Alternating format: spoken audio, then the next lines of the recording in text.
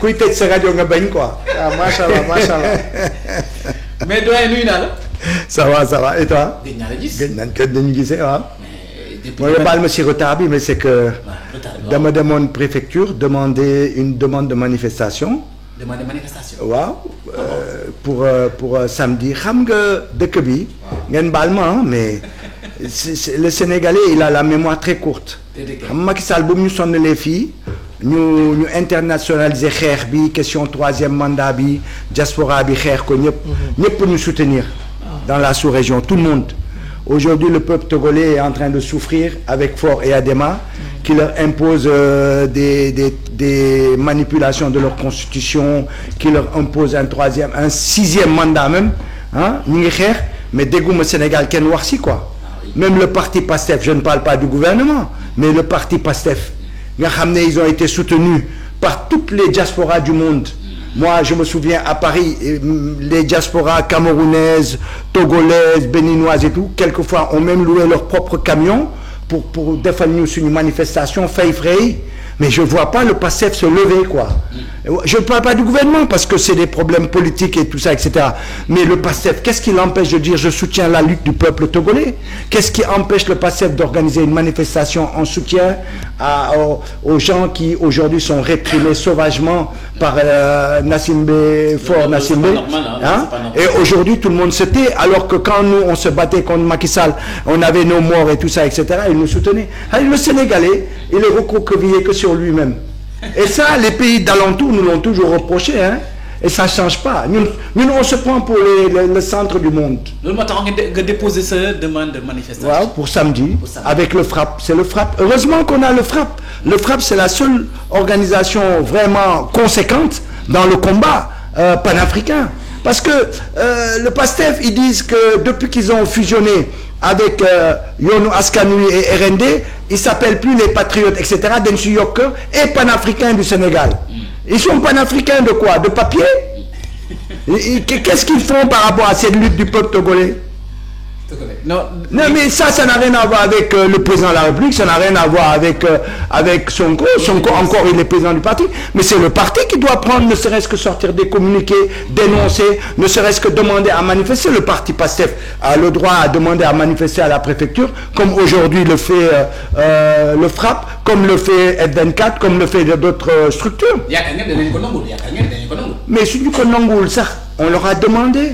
Nous ça sera encore un point noir sur la gestion de ce gouvernement-là. Parce que si aujourd'hui on ne peut plus se mobiliser, on ne peut plus se battre, on ne peut plus faire de manifestations, en quoi ça a changé par rapport à Macky Sall?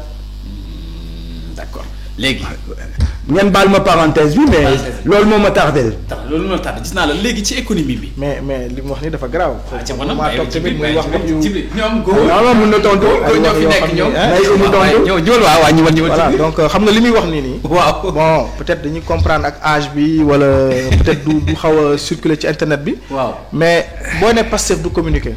pour yow kan mooy Pastef. FRAPP ndax bokkul Pastef. non FRAPP bokkul Pastef. mais Guy Marius Sagna il est non Guy Marius oui mais non grand yaa ngi def ngandi. non defuma erreur de. yaa ngi def ngandi erreur. Guy attends le FRAPP je te rappelle je fais une parenthèse pour ñu bañ xuus dans l'erreur. Le FRAPP est un mouvement anti-impérialiste. nga xam ne beaucoup de gens sont là-dedans ils sont d'horizons diverses. am na si biir ñu bokk Pastef am na ñu bokk feneen. donc que Guy Marius soit là-dedans. Guy Marius n'est pas le secrétaire du FRAPP. C'est le secrétaire administratif. Il ne représente en rien le FRAPP. souvent nit ñi dañuy defe ne Guy Marius mooy commandé bi FRAPP il commande rien. c'est la figure importante. mais bés bu dugalee FRAPP fu mu ko waxul dugal dañ koy ñuus. dañ koy ñuus. xam naa ne bon. directement il ne représente foo nekk ban kii nga nekk. man nekkuma dara société civile laa nekk. société civile laa nekk. voilà mais ma ne FRAPP n'est pas représenté par Guy Marius. encore que Guy Marius même dimanche. quand le FRAPP représentait l'association des Togolais au siège du FRAPP. Guy Marius était assis di leen déglu. donc il est partie prenante de ce combat-là. mais je veux dire par là quand moi je critique le PASTEF bu ma si dugal FRAPP waaye FRAPP n'a rien à voir. yaa cité dama ne la. ci réseaux sociaux yi déjà rek. waaw patriotes yi ñoo ngi partagé li nga xam ne tey jii mooy xew Togo. moo xew Togo. c'est vrai. waaw patriotes yi ci biir Pastef lañ bokk. ñoo ngi mais ñëpp la xaaral ma expliqué la rek xaaral rek. Pastef ci boppam. actuellement ñoo gën a sensible ci li nga xam ni moom xew Togo. mooy xew Togo. tey jii page boo dugg da ngay gis patriotes yi. sénégalais yi daal di partager massivement. dina xarul lu fi xew. demal ci page Coro Mandela wala nga dem ci page Samba Seck keneen keneen. da ngay gis ne gars yi ñoo ngi ci. léegi dafa am lu ñuy wax la communication institutionnelle officielle état du Sénégal bu waree communiquer du man wala yow yaay génn communiquer bi dafa am yoon parce que dafa am lu ñuy wax la diplomatie. xam naa loolu nga ko comprendre. dafa am lu ñuy wax diplomatie état du Sénégal c'est un état boo xam ni am nañ benn maturité ak indépendance diplomatique boo xam ni pare nañ pour bu laajee communiquer dinañ génn communiquer de manière officielle. parce que Ousmane Sonko rappelons-le barkaati démb la génn dem Burkina Faso bañ ko interviewé lu mu wax. dafa ne réewu Afrique yi dañu war a jël politique bi teg ko ci suuf daal di privilégier luy intérêt peuple yi wax ci économie wax ci sécurité. tey jii nii jeune togolais yooyu noonu lan moo am solo influencer nit ki ba mu dagg bu mu jaamam wala génnee communiqué di wax mais wax ak jëf du benn Ousmane Sonko a influencé la jeunesse africaine. tey jii réew mu nekk ak sa combat. réew mu nekk ak sa combat. réew mu nekk ak sa combat patriotique. ok tey jii jeunesse sénégalaise bu ñu waree xeex Macky Sall Ousmane Sonko influencé na jeunesse bi porté combat bi nekk ci kanam daal di sauver Sénégal ba actuellement ñoom ci yeneen raay tegoo rek boo fa demee ñoom tamit dañuy inspiré wu ci Afrique dañuy inspiré wu ci Sénégal xam ne li xew Sénégal war na mën a am seen réew mooy lan tant que jeunesse bi jóguñu daal di xeex li nga xam ne tey jii mooy seen àq ak seen yelleef ci ay njiit yoo xam ne dañ fi bëgg a toog ay ati at foo jëm réew mu nekk nag yaay porté sa combat. tey jii nii rappelons-le la population africaine est majoritairement jeune tey jii boo jëlee la population africaine 75% fii ci Sénégal rek dañ ne ay jeunes la moins de 35 ans te noonu la mel Côte d'Ivoire noonu kon boog tey jii jeunesse bi dañu am aspiration yoo xam ne tey jii dañuy màgg te booy xool li xew Togo ni mu xewee Sénégal noonu la xewee Mali noonu la xewee Guinée te dina law parce que lu tax nit yi dañoo doyal ci langaamu ci France dañoo doyal ci langaamu ci dëkk nasaraan yi am lu leen benn njëriñ donc tey jii loolu noonu ñun on est très fier te ñoo ngi koy màggal di ko siwal li nga xam ne tey jii moo xew Togo dañ ne jàngal ma ni ñuy nappee moo ma gënal chaque jour nga may ñëw di ma jox jën père xam nga lu mu bëgg li muy wax nii loolu rek laa koy symboliser affaire bi marché ci la bokk dénoncer ci la bokk mais xam nga li ëpp solo mooy influencer mooy maanaam tey jii loolu mooy doole tey jii Cheikh Anta Diop mu ngi ci bàmmeelam mais fi mu tëdd day influencer yow influencer ma te loolu moo am solo mais du ñëw rek naan Pastef Sénégal fii depuis que état du Sénégal am tubaab bi nasaraan bi créé ko musul am parti politique bu am activité bu mel ni Pastef organisé wu am structure tegu ci ay raay am diplomatie am démocratie ku nekk di wax sa xalaat. en tout cas société civile bi ngi leen teg. tu m'as pas compris c'est absolument pas d'accord avec toi non mais moom lu muy wax taxawul.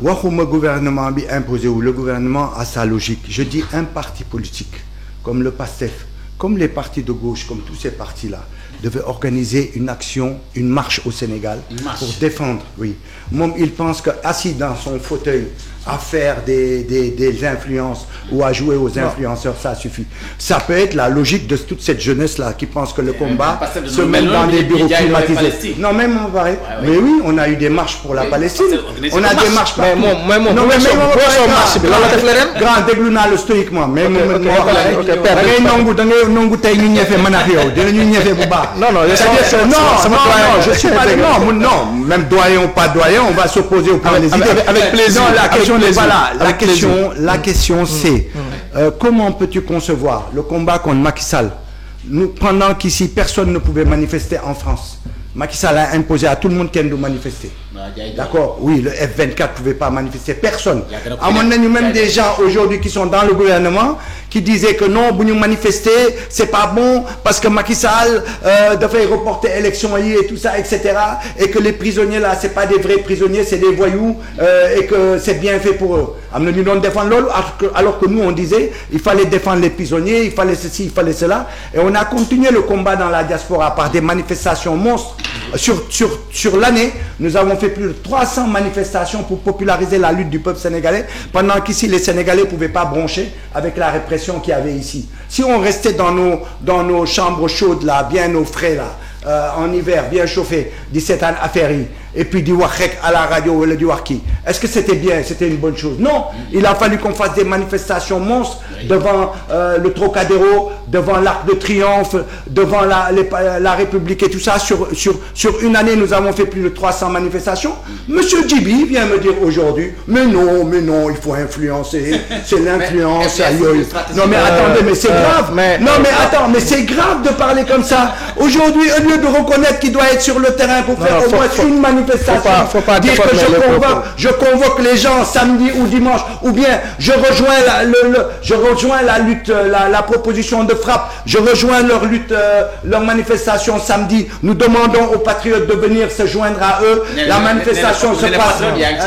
Mais non, c'est le frappe qui a demandé, et il faudrait que l'institution parti PASTEF, comme il le présente comme étant un parti qui va nous sauver sur la terre, d'accord, et mais qu'il faut que cette institution-là d'une position, mais nous waf me paraît, nous qu'il trouve à une nuance soi-disant, c'est devenu de grands influenceurs. Non, mais de qui il se moque? De qui il se moque?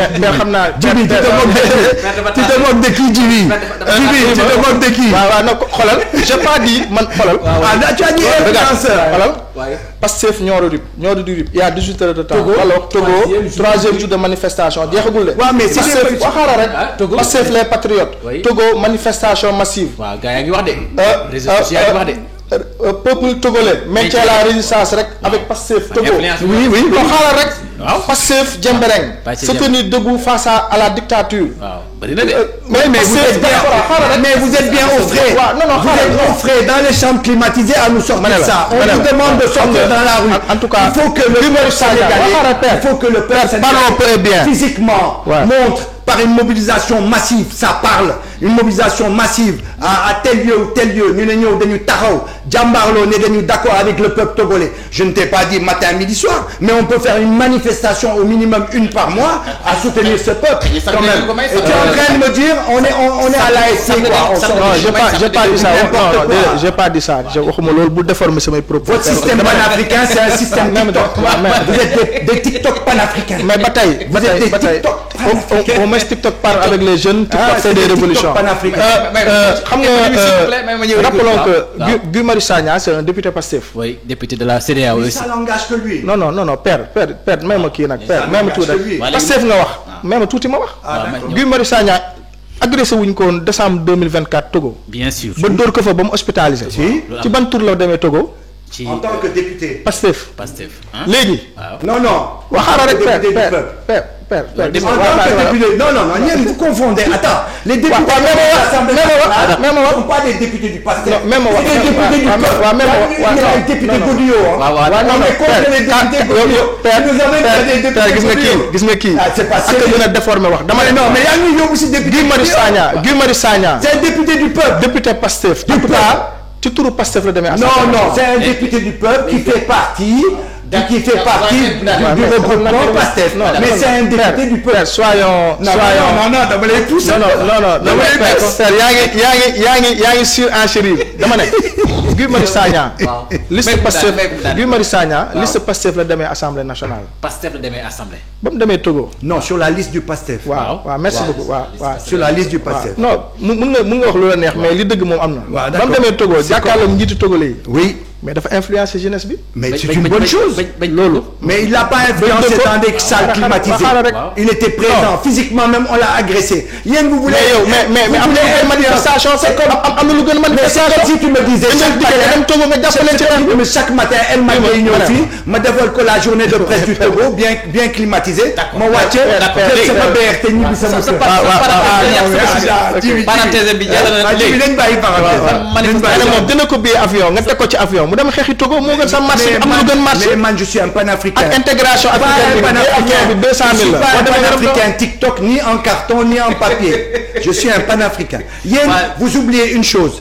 C'est-à-dire que depuis que le PASTEF a fusionné avec Yewwi Askan Wi et le RND. Parce que il est nostalgique pas. Il est nostalgique pas. Non. Xam nga ce qu'ils oublient toujours. c'est que Guy Marius faisait partie d'un parti politique communiste Yoonu Askan Wi. Yoonu Askan Wi qui est un parti politique communiste. Parti politique bi attends mu nekk ci biir son parti dem fusionner avec le PASTEF. Il n'est pas parti rejoindre le PASTEF individuellement, il était dans un parti politique de type communiste. Très bien. Ça n'a rien à voir avec le FRAPP. Attends, mu am ay vision ay conception bu ñu réunir nag def ensemble la fusion RND et le Yoonu Askan Wi ñu tudd PASTEF les patriotes panafricains du Sénégal bi foofu lañ ko yokkee. Donc ça veut dire qu'aujourd'hui il faut qu'on rappelle à cette jeunesse patriotique au sein du PASTEF que lorsqu'on est panafricain c'est pas des panafricains en papier. Père daal lañ ko jëndal billet. c'est ko ci avion mu dem Togo dem xeex yi. dama la xeex Togo marché sàmm la ko gën parce que libéré Sénégal ñun xeexal nañu pour le peuple sénégalais. yàlla à l'étranger avec les patriotes de tous les pays du monde. Voilà, merci beaucoup. On vous souhaite bonne marche. léegi ji bi dañuy ñëw ci beneen point bi. parce que économie bi mën nga ci wax parce que dañu wax ne. économie bi ñëw Sénégal leb nañ ci 2 ans yi régime bi 10 200 milliards francs CFA amul loo ci wax wala.